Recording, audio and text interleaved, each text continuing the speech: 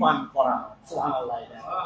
নবী করিম সাল্লাল্লাহু আলাইহি ওয়াসাল্লাম বলছেন, জাহান্নামে তোমাদেরকে একটা সাদাকা, একটা তোমাদের কবুল ইবাদত, এইটা আল্লাহ রাব্বুল আলামিনের জাহান্নামকে নিভাই দিবে। নবীজি বললেন, আর জানো কি, কবুল ইবাদতের মধ্যে অন্যতম ইবাদত হচ্ছে এক বান্দা যখন আরেক বান্দাকে পানি খাওয়ায়, এই পানি খাওয়াটা একটা আল্লাহর কাছে বড় ইবাদত। সুবহানাল্লাহ। পানি তো সকলের বাড়িতে আছে, আমি তাহলে পানি কেমনে খাওয়াবো? কৌশল অবলম্বন করতে হবে প্রিয় ভাইরা। নবীর হাদিস অনুযায়ী নিজেদের জীবনে আমল করার জন্য আপনাকে চেষ্টা করতে হবে। আপনার বাড়িতে একটা 5 লিটারের জার্কিং আছে, 10টা লেবু কিনে নিয়ে গেছেন, হাফ কেজি চিনি নিয়ে গেছেন, যাওয়ার পরে একটু ফ্রিজের থেকে 2টা লিটার পানি ওর সাথে মিশাইছেন, মিশে আপনি দারুস সালামের রাস্তার সামনে আসছেন, ওয়ান টাইম গ্লাস দিয়া আমার সিএনজি আলা ভাই যাচ্ছে, আমার পথিক যাচ্ছে, আমার যেই লোকের হয়তো বাড়িতে পানিও আছে সেও যাচ্ছে, আপনি তাকে 10 জনকে আমার নবী বলছে এই সময় পানি খাওয়ানো, দেখবেন ওই মানুষটা পানি খাবে আর আপনার জন্য দোয়া করবে, তার অন্তরের মধ্যে তৃপ্তি আসবে।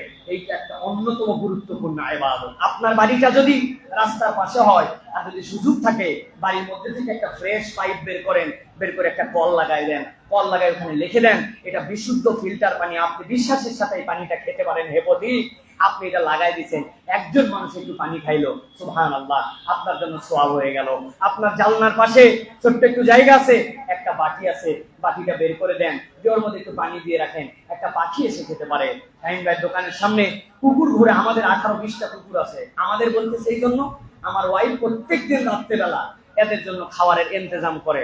এগুলো হচ্ছে আমার 18টা কুত্তা, একই কালার সবগুলো, বাইরে থাকে, আপনারা দেখবেন এই মহল্লায় ডিস্টার্বও করে খুব, কিন্তু এদের সবগুলাকে আস্তে আস্তে করে আমরা নিয়ন্ত্রণে আনার চেষ্টা করেছি। এই যে সে এটা খাওয়ায়, এই সময় কুকুরের জিহ্বা বেরিয়ে গেছে, আপনি প্রাণীটার জন্য একটা বালতির মধ্যে একটু পানি দিয়ে দিয়েছেন, এসে পানিটা খেয়ে নিছে। পানি খাওয়ানো প্রাণীকে, এটা হচ্ছে গরমের ইবাদত। শীতকালে আপনি চাইলেও এই শরবত দিয়ে আপনি মানুষকে খাওয়াই তৃপ্ত করতে পারবেন না। অতএব একটা বোতল আপনি পানি মুখে লাগাই খেলেন না, এক বোতল আমার না হলেও চলে, পেয়ে গেছি আমি এক বোতল না, আমি একটু উঁচু করে খেলাম, কারো অস্বস্তি হতে পারে এই জন্য। যদিও মুসলমানের এই ঝুঁটা নিয়ে আমাদের কোনো অসুবিধা নাই, কিন্তু আমি অর্ধেক খেয়ে বললাম ভাই আপনি একটু খান ভাই। 8 বোতল 3 জন মিলে খেলাম, একটা বোতল আমি কিনছি, বাসের সামনে পিছনে কে আছে তাদেরকে আরেকটা বোতল দিলাম, সওয়াব কামাই করার জন্য। এটা হচ্ছে আল্লাহ রাসূল সাল্লাল্লাহু আলাইহি ওয়াসাল্লামের দেখানো গরমের একটা ইবাদত। আল্লাহ আমাদেরকে তৌফিক দান করে বলেন আল্লাহুম্মা আমিন। লজ্জা পাওয়ার কিছু নাই, আমি আমার বাড়ি থেকে শরবত বানাই, মহল্লায় খাওয়াই, দারুস সালামে খাওয়াই, ওইখানে যাই খাওয়াই, মানুষ কি বলবে? ও ভাই, মানুষ কি বলবে? কিয়ামতের দিনে যাওয়ার পরে এটা হিসাবে আসবে না, আমলনামা কিয়ামতের দিনে কি বলবে, ওটা হচ্ছে আমার মূল বিষয়, ঠিক কি না? অতএব এই গরমের দিনে এটা একটা ইবাদত। 2 নম্বরে নফল সালাত। এই সময় সালাত করতে মন চায় না, যত দ্রুত বের হয়ে যাওয়া যায়। গরম উপলক্ষে মাঝে মাঝে একটু নফল সালাত আদায় করবেন। আল্লাহ, এই গরমের মধ্যে আমার বিরক্তি, শরীর গরম, কষ্ট, এর মধ্যে আমি 2 রাকাত সালাত আদায় করলাম, গরম, এই উদ্দেশ্যে আমি 2 রাকাত সালাত তোমার জন্য আমি পারফর্ম করলাম, এটা একটা বড় ইবাদত। 3 নম্বর, গরমকে গালি না দেওয়া। এটা আমাদের খুব বাজে অভ্যাস। গরমের বাচ্চা গরম, শালার গরম শেষ হয় না, আছে না ভাই? বুঝানোর জন্য বললাম, তাছাড়া তো আপনি বুঝবেন না যে গরমকে আবার গালি দেয় কেমন করে। গরম আল্লাহ রাব্বুল আলামিনের সৃষ্টি, ঠান্ডা আল্লাহর সৃষ্টি। তো আপনি যদি আবহাওয়াকে, হাওয়াকে গালি দেন, প্রকারান্তর এই গালি তো আল্লাহ রাব্বুল আলামিনের প্রতি করে যায়। এই জন্য গরমকে গালি দেওয়া যাবে না, এটাও একটা আমল। যদি কেউ দেয়, সবল করতে হবে, বলতে হবে, বুঝাতে হবে, জোরে ভাই এত অস্থির হয়েছে কি জন্য? যে তাপমাত্রা 40, এটা তো 60ও হতে পারতো, তো 40 আছে এখন পর্যন্ত, তো সহনীয় আমার আছে, বুঝ দিতে হবে এবং বেশি বেশি ইস্তেগফার করতে হবে। এরপরে আরেকটা আমল হচ্ছে এই সালাতুল ইস্তিসকার, সালাত আদায় করা। এটা গরমের অন্যতম একটা আমল। রাসূলুল্লাহ সাল্লাল্লাহু আলাইহি ওয়াসাল্লাম গরমের দিনে ইস্তিসকা সালাত আদায় করতেন। সালাতুল ইস্তিসকাতে নবী করিম সাল্লাল্লাহু আলাইহি ওয়াসাল্লাম খুব নম্রভাবে যেতেন, বেশি ভালো জামা কাপড় পরে যেতেন না, বিনয়ের সাথে যে আল্লাহ রাব্বুল আলামিনের কাছে হাজির হয়ে যেতেন। এই সময় রাসূলুল্লাহ সাল্লাল্লাহু আলাইহি ওয়াসাল্লাম বেশি কথা বলতেন না, যাওয়ার পরে রাসূলুল্লাহ সাল্লাল্লাহু আলাইহি ওয়াসাল্লাম 2 রাকাত সালাত আদায় করতেন, এরপর একটা খুতবা দিতেন, এরপরে আল্লাহর কাছে দোয়া করতেন। যারা মদিনায় যাবেন আপনারা ওই যে মসজিদে গামামা, ওইটা একটু দেখে আসবেন। নবী করিম সাল্লাল্লাহু আলাইহি ওয়াসাল্লাম যেই জায়গায় যাওয়ার পরে ঈদের সালাত আদায় করেছেন, যেই জায়গাতে ওই যে বাদশা নাজ্জাশী তার গায়েবানা জানাজা পড়েছেন, আর যখন সালাতুল ইস্তিসকার প্রয়োজন পড়তো মসজিদ নববী থেকে যে ওই জায়গাতে রাসূলুল্লাহ সাল্লাল্লাহু আলাইহি ওয়াসাল্লাম সালাত আদায় করতেন। সুতরাং সালাতুল ইস্তিসকা আদায় করা।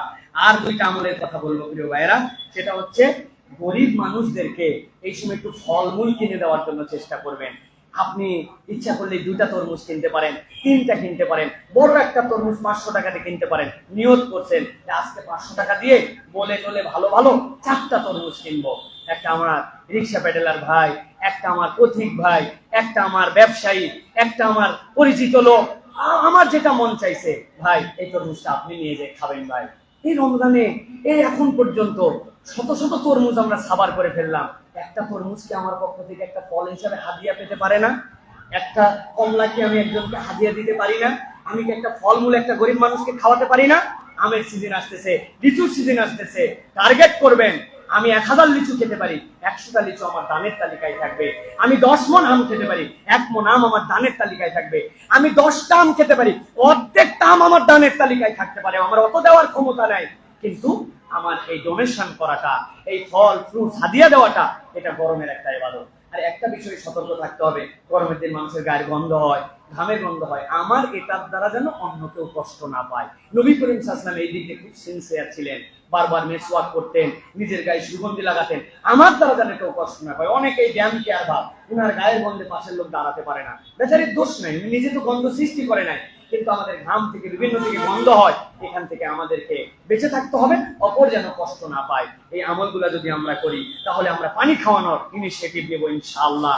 মানুষকে শরবত খাওয়ানো, পানি খাওয়ানো।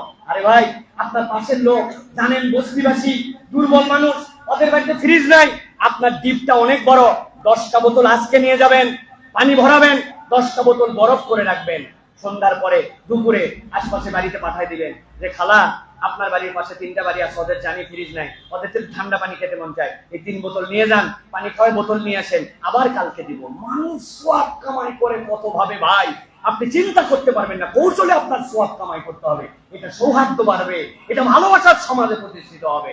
2 নম্বর বলেছে আপনাদের জন্য বেশি বেশি ইস্তেগফার করা, নফল সালাত করা, গরমকে গালি না দেওয়া, বৃষ্টির সালাত করা, গরিব দুঃখীর মাঝে ফলমূল বিতরণ করা, সাধ্যের মধ্যে থাকলে নিজেরা সুগন্ধি পরিপাটি থাকার চেষ্টা করা, আর আসরের সালাত এই গরমের সময় ডিলে করে একটু পড়া, এটাও আমাদের জন্য গরমের আমল। আল্লাহ আমাদেরকে বেশি বেশি এই আমলগুলি করার তৌফিক দান করেন, বলেন আল্লাহুম্মা আমিন।